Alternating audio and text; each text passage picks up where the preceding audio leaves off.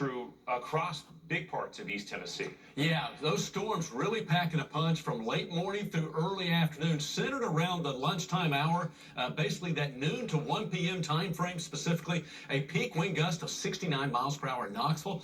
Had reports of some mobile homes being overturned in parts of Meigs County, and quite a bit of wind damage reports. You've heard John talking about the power outages earlier, and down in Sevier County we had quite a bit of those. Well, it was a spring-like day. We hit 66 for the high today. Look at these actual high temperatures. The observed highs, 69 in Nashville, Memphis 68. Again, this is in the past. This is what we've already seen, but this is for perspective. That's all the one reason I'm showing this. We were in the 60s today, and tomorrow we're in the 30s. So going forward, bundle up. That's the contrast. Look at the chilly air across much of the Tennessee Valley in the southeast, thanks to a very strong cold front moving in. So we break down your 24-hour forecast. Yes, temperatures will go from the 40s down into the low to mid 30s and pretty much stay in the 30s throughout much of the day. Now, during the daytime, we'll be above freezing. We're going to see a chance for some light snow showers and flurries, even in parts of the valley. We have a little light rain mixed in. But once we get late afternoon into the evening, we'll continue to have a chance for some light snow showers and flurries, even in the valley. That's where we can start to see a little bit of a light dusting and coating once the temperatures fall closer to freezing and the ground gets more chilled throughout the day. So it's a process. So not expecting any major issues in the valley and the lower elevations during the day, but later in the afternoon and evening, we actually could see a coating. That's for the valley. Different story for the plateau of mountains, accumulating snowfall more likely, and especially in the mountains. During the day Friday, continuing Friday night, early Saturday morning for the higher elevation. So we'll break down that forecast coming up. Again, you can kind of see this area of low pressure building in right here. These little spokes of energy rotating around the low. It's continuing to dig in. And as John said a moment ago, it's on the backside of this low tomorrow.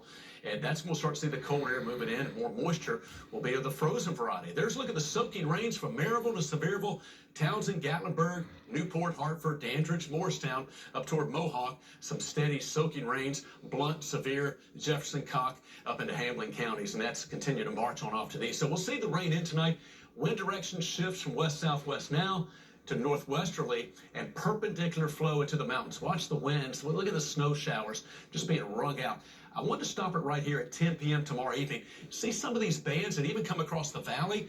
These are the ones that could produce a light coating or a dusting even across the valley.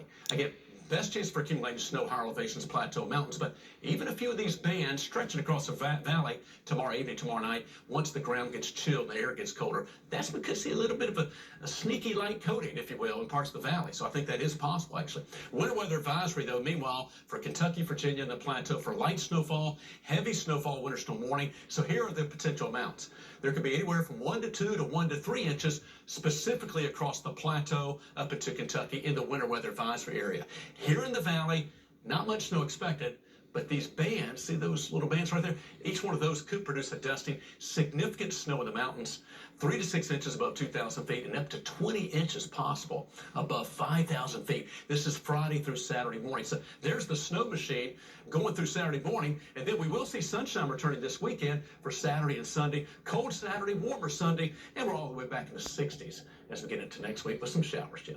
Todd, appreciate it. Thank you. Looking ahead, taxi